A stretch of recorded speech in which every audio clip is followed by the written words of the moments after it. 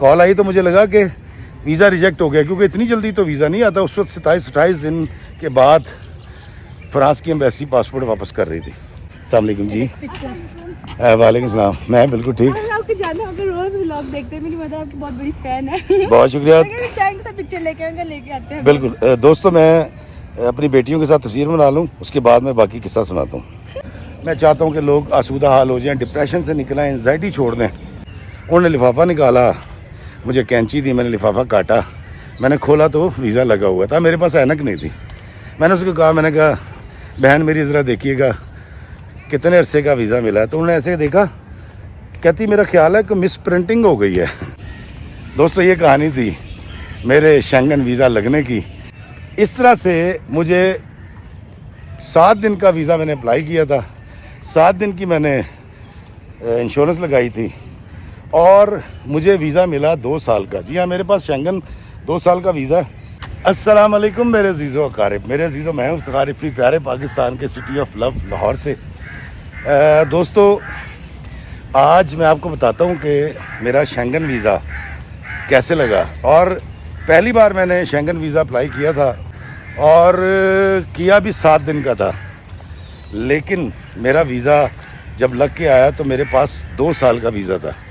जी हाँ, first time apply किया था, 2 साल का वीज़ा था। अब ये कैसे लगा यकीनन मैं आपको इस वीडियो में ज़रूर बताऊंगा। और मैं इस वक्त मौजूद हूँ लॉरेंस गार्डन में, बाग जिना में, और सुबह का वक्त है। 2 दिन की बारिश के बाद लाहौर का मौसम बड़ा हसीन और खुनकी हो गई है। और मेरे पीछे आप देख रहे हैं कि लोग यहाँ पर वॉक भी कर रहे हैं। दोस्तों, हुआ ये था कि पिछले साल रात को 2-2:30 बजे का वक्त था और मैंने जो नंबर दे रखा है फेसबुक पर, मेरे एक किसी फ़ैन ने मुझसे रब्ता किया और उन्होंने मुझसे बात की। उन्होंने कहा जी इफ्तिखार साहब, बड़ा अच्छा आपने ड्रामा किया, आप वीडियोस बड़े अच्छे बनाते हैं, शायरी आपकी बड़ी अच्छी होती है। मुझे उनके अदबी ज़ौक़ का अंदाज़ा हो गया कि यार ये शख्स जो है जानने वाला है और अदब से लगाव रखने वाला है। और उनका नाम था मकसूद भाई, मैं उनको कहता हूँ। मकसूद भाई बड़े कमाल आदमी हैं। तो उन्होंने मुझे कहा कि इफ्तिखार भाई मैं पेरिस में होता हूँ, हमारा यहाँ बिज़नेस, उनका बड़ा बिज़नेस है वहाँ होटल्स का। तो मुझे कहते कि आप कभी आए ना पेरिस। तो मैंने उनसे कहा, मैं भाजी मैं हजे तक वीज़ा ही अप्लाई नहीं किया। कह रहे तुसी यूके जानते हो, होर जगह तो जानते हो, इत्थे क्यों नहीं आते। मैंने कहा यार मेरे पास ना स्पॉन्सर कोई नहीं है ना, मेरा कोई जाना है। उन्होंने कहा सारे तो आपको जानते हैं, आप पाकिस्तान के इतने मशहूर आर्टिस्ट हैं, तो स्पॉन्सर का क्या मसला है, मैं भेज देता हूँ। दोस्तों, उन्होंने बड़े अखलाक से, बड़ी मोहब्बत से बात की और मैंने कहा ठीक है, आप मुझे स्पॉन्सर भेज दें। उन्होंने कहा जी पासपोर्ट भेज दें। मैंने पासपोर्ट भेजा और उन्होंने मुझे स्पॉन्सर भेज दिया। आगे की कहानी मैं आपको बाद में सुनाऊंगा, पहले मैं आपको सुनाता हूँ। यहाँ पर ये देखें, आवाज़ें सुन रहे हैं आप, यहाँ पर चमगादड़ें हैं जी, ये देखें, यहाँ पर चमगादड़ें हैं जो सुबह को खुशामदेद कह रही हैं और अल्लाह का शुक्र अदा कर रही हैं कि या अल्लाह सुबह हो। ये देखें, यहाँ पर बहुत शोर है जी चमगादड़ों का। और मैं जब भी सुबह यहाँ से गुजरता हूँ तो मुझे ऐसा लगता है कि ये मेरी ख्वाहिशात का शोर है। ये देखें,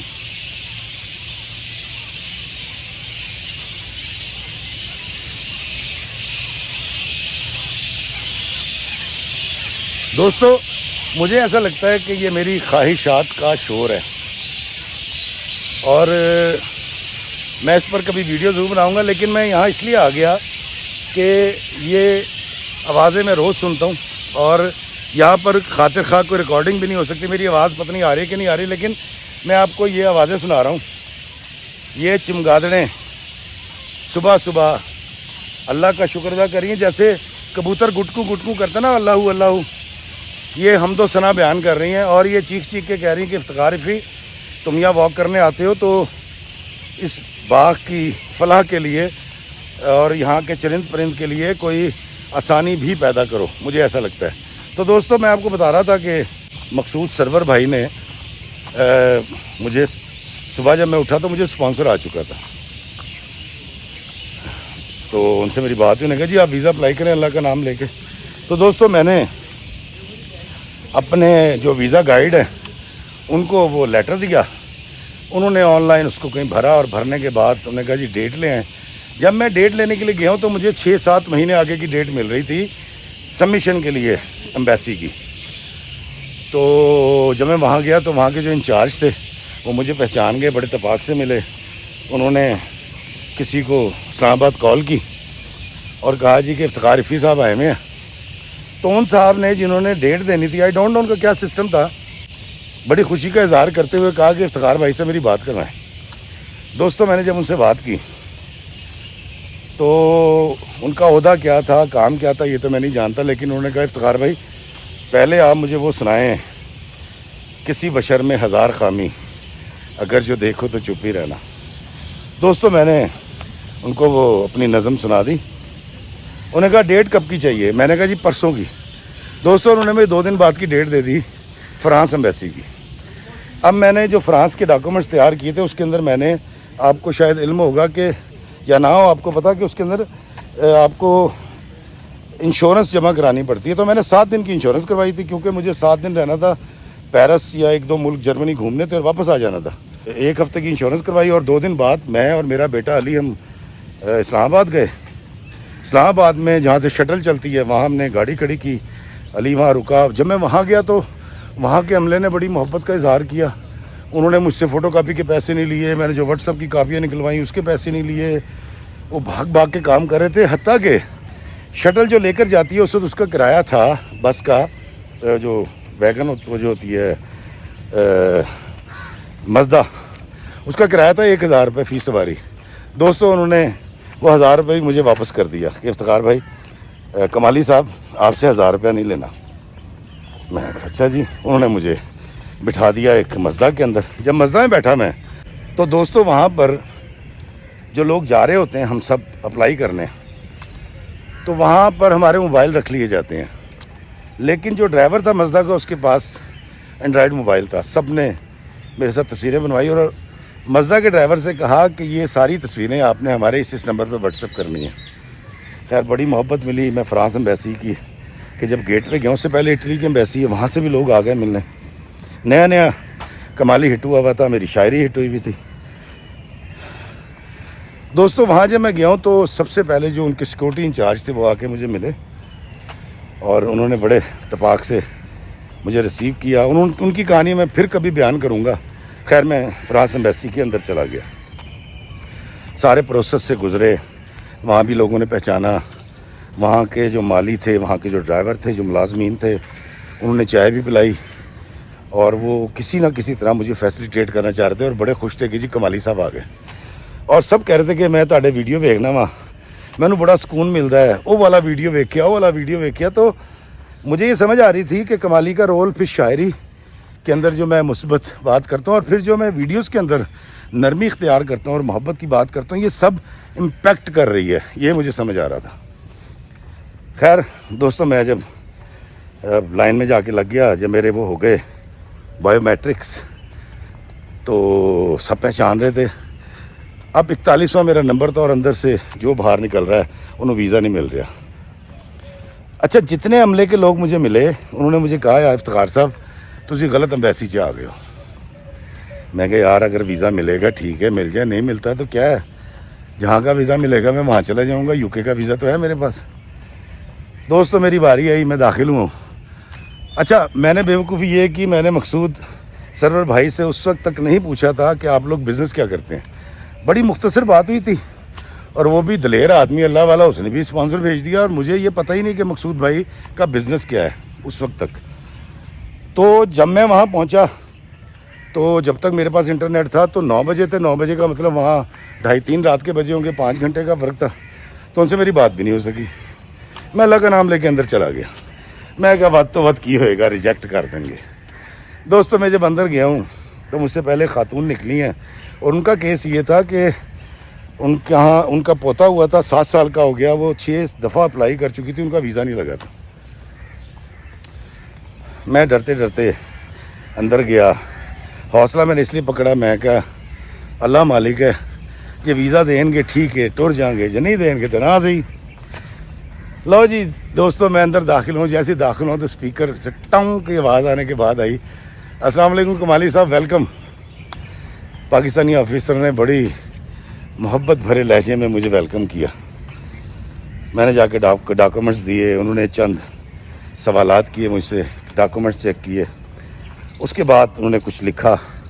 फिर उन्होंने मुझे बताया कि उनके वालिदैन मेरे वीडियोस बड़े शौक़ से देखते हैं।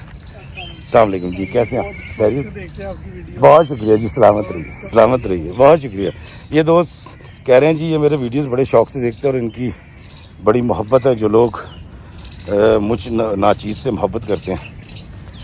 तो दोस्तों, वीज़ा ऑफिसर ने जो कि पाकिस्तानी था, चंद एक सवाल किए, क्यों जा रहे हैं, इस तरह की बातें की।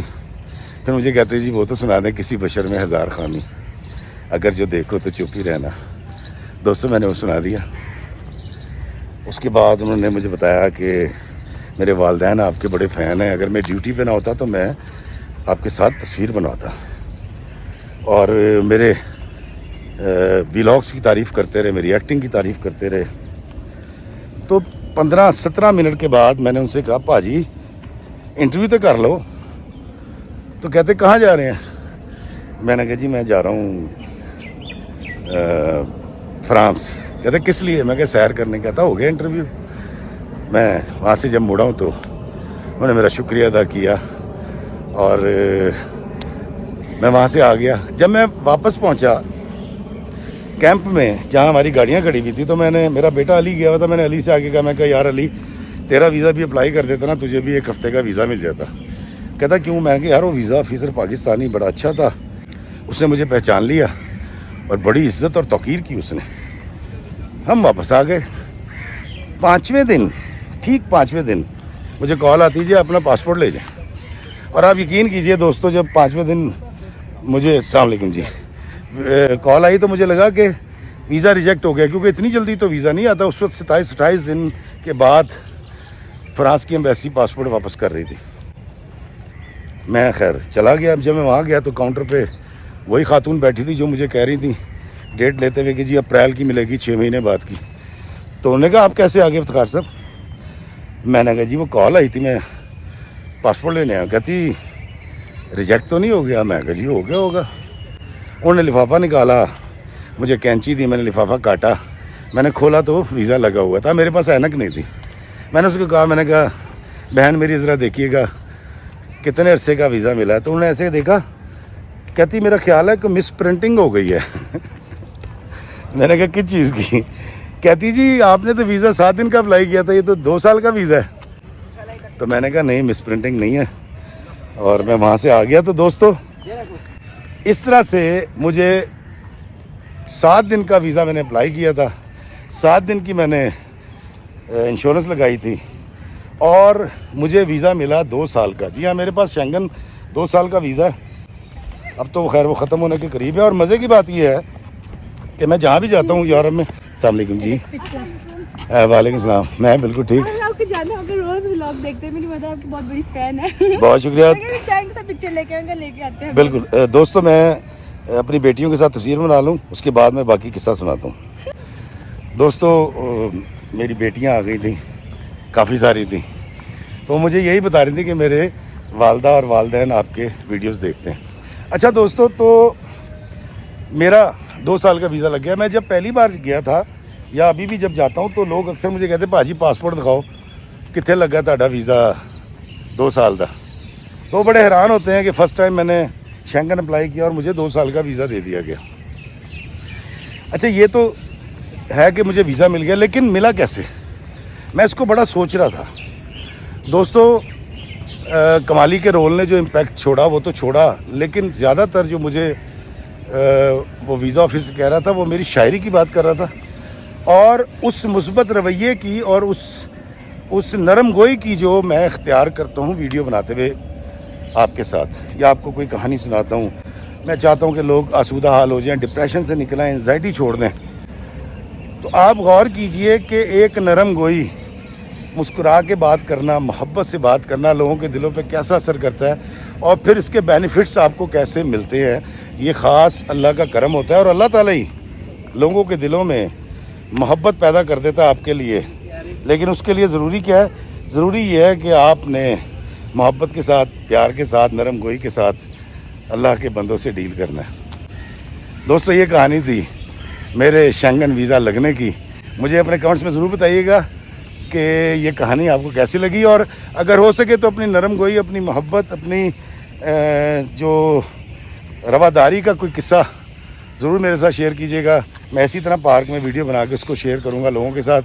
مجھے دیجیے اجازت اس دعا کے ساتھ کہ اللہ ہمیں آسانیاں عطا فرمائے اور آسانیاں تقسیم کرنے کا شرف عطا فرمائے، آمین۔ السلام علیکم ورحمۃ اللہ وبرکاتہ۔